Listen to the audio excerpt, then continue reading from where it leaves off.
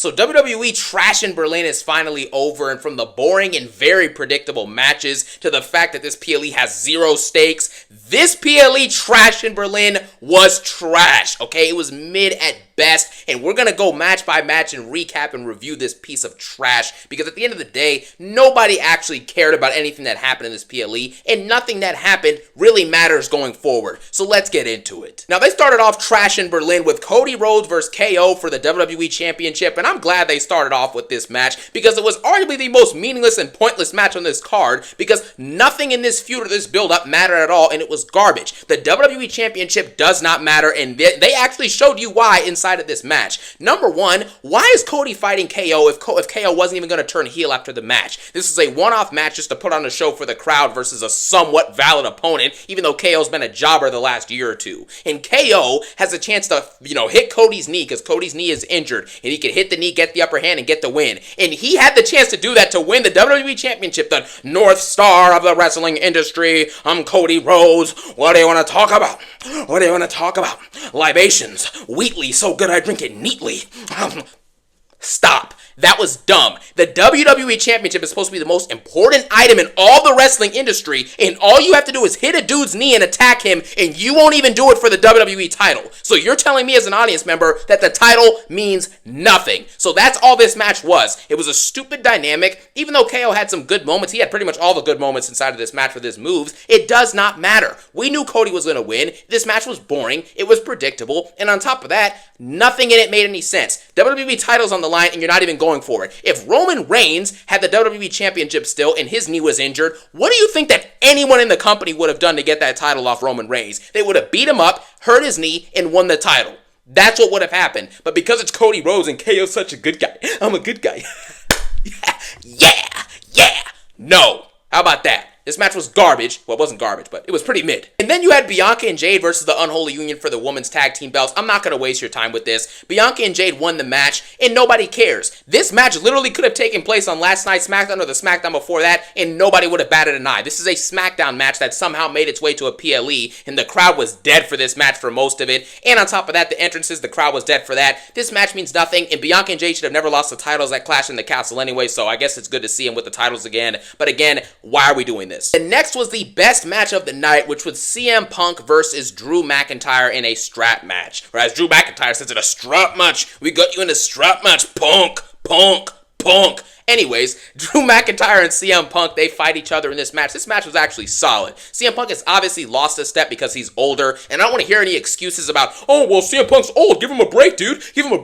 Sheamus is older than him, I'm pretty sure, and so is Randy Orton, and they're both in better shape, have wrestled more over the last decade, and still put on better matches to this day, and have way better conditioning in the ring. And they do more moves. So stop giving me the excuse, oh, Punk is old, man. He's still doing good. He looks good for his age. Stop it. There's wrestlers who are older than him that look better in the ring, so don't give me that crap. Punk looked out of shape and gassed in this match. However, the 4 GTSs he hit, and he did look like he had a little bit better stamina than he did at SummerSlam, so I'll give him that. And Drew McIntyre hit some nasty claymores in this match as well. This was an enjoyable match. I think the whole gimmick of hitting all 4 turnbuckles was dumb, but at the end of the day, it helped make the match a little bit more interesting, but it did drag on for an extra 5 minutes longer than the match really needed to drag on for, but it is what it is. Best match of the night by far. It wasn't even close. It was interesting, it was engaging, and it had some solid in-ring work. CM Punk went through a table, which I'm surprised he took that bump, and when he took that bump, I thought he honestly hurt his arm again, his tricep or his elbow, whatever. So, hey, I'm just glad everyone's okay. It was a good match for the show, and honestly, it was the best match on the card by a mile. But the problem is that after this show, CM Punk on the after show, whatever, basically said that he's coming for the World Heavyweight Championship next, which first off, Gunther would kill this dude in an actual match if they do that, okay? It's not even going to be remotely close if they do that. But also, he said that CM Punk and Drew McIntyre, that story is done. That's what CM Punk said in the press conference stuff, right? How? How are we going to just have 2 matches and that's it? They're either going to fight again at Bad Blood after some attack or something, or they might do a fatal 4-way with Orton, Gunther, Drew, and Punk for the World Championship at Bad Blood. That would be interesting. It would be engaging. You have star power. You have names. And that would probably be a very, very good match. Either way, I don't know what's next after this match. And that's kind of the problem. I feel like before this match happened and even after it, the Drew McIntyre and Punk feud is still kind of the same level of intensity in it. So I don't know what's going to happen next with this feud, but we'll see what happens. And then next was this match. And I am about to go on a rant, man. Massive trigger warning if you love Liv Morgan. I have some bad news. Liv Morgan sucks. Liv Morgan is horrible.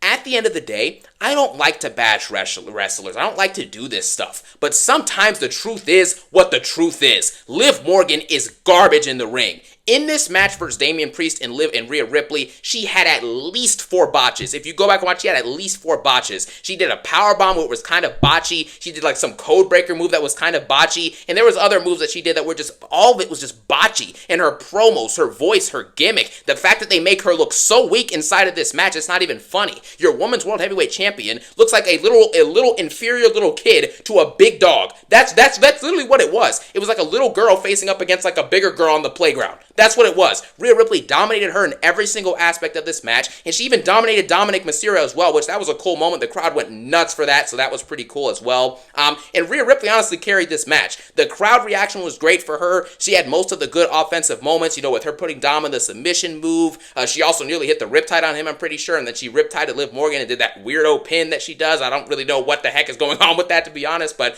Rhea Ripley carried this match as expected. She's the only star inside of this match, so obviously that's how it's going to go. But Liv Morgan cannot wrestle, and on top of that, she looks weak as Women's World Heavyweight Champion, and she has no star power or gravitas. The only reason that people care about Liv Morgan is because she's intertwined with this Judgment Day storyline. That's it. That's literally it. Once you take the title off of her, which they're going to probably do in the next couple of months, a month after you take that title off of her, she will be a jobber. She'll be operating with those of the likes of Zoe Stark, Shayna Baszler, and Sonya Deville on Raw, maybe even Zelina Vega too. So I'm done with Liv Morgan. Her promos stink, the matches suck, and this match was honestly pretty mid overall from start to finish. Nothing was special about it, and nothing changes about this whole Judgment Day, Rhea Ripley, Damian, and Dominic Mysterio and Finn Balor feud before the match and after the match. Same stuff.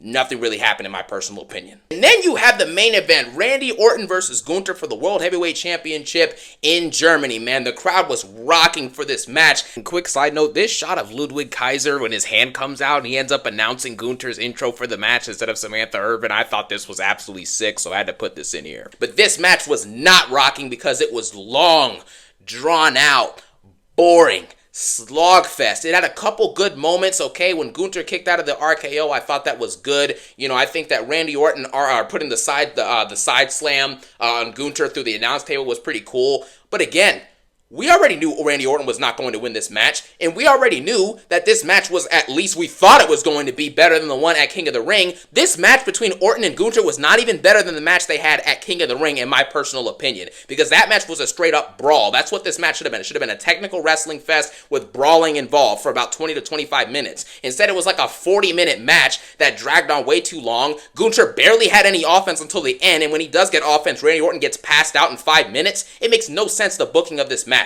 How in the world is Randy Orton dominating Gunther for 70% of this match, and then all of a sudden Gunther fights back, and then Randy Orton just passes out after 5 minutes of offense from Gunther? What? That is absolutely nonsensical for a legend like Orton, who looks the way he does. He's in great shape, he's jacked, and he gets destroyed like that and just passed out? Really? I mean, they shake hands after because it was a good show for the crowd, I guess, and they went insane, but this match was boring, dude, and it wasn't even better than their other match, and it was obviously very predictable, and so I just thought it was a massive waste of time. I think they could have trimmed like 15 minutes off this match.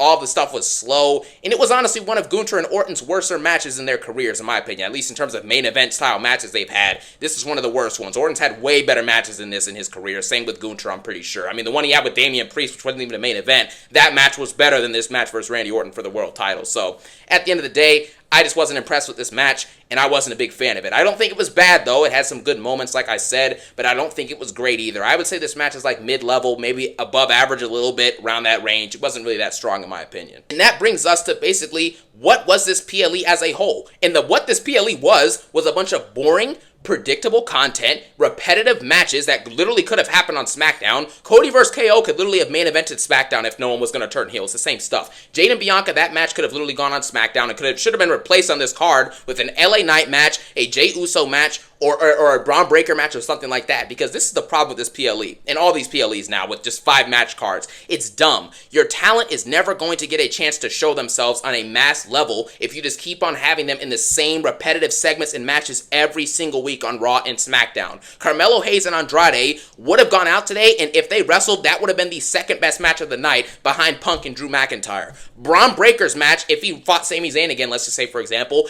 it would have been way better than any match on this card except for maybe Punk and McIntyre. Probably would have been even better than that. And the list goes on and on. Jey Uso's one of your most over acts in the company, and he's not even on the card because you have 5 matches and 2 or 3 of them could have happened on SmackDown or Raw.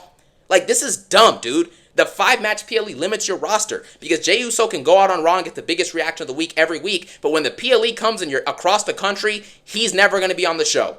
Braun Breaker, not on the show. LA Knight, not on the show. How?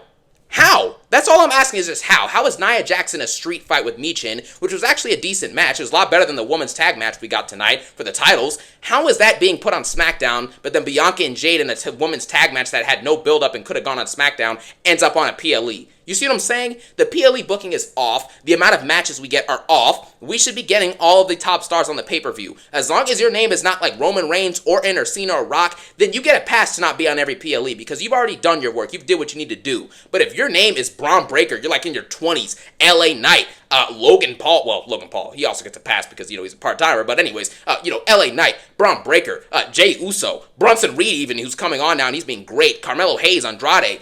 Why are they not on the card? You mean to tell me you don't have enough time for an extra match or two on a PLE? That's 3.5 hours or 3 hours? Like, come on, bro. We're doing nonsense. This PLE was boring, predictable, slow, had mediocre match quality, and no build-up or story, which is the main thing for these matches, and so that made me not interested in it. The crowd was great for like 90% of the night, wasn't near France at all, but it was a pretty good crowd, I'll give them that.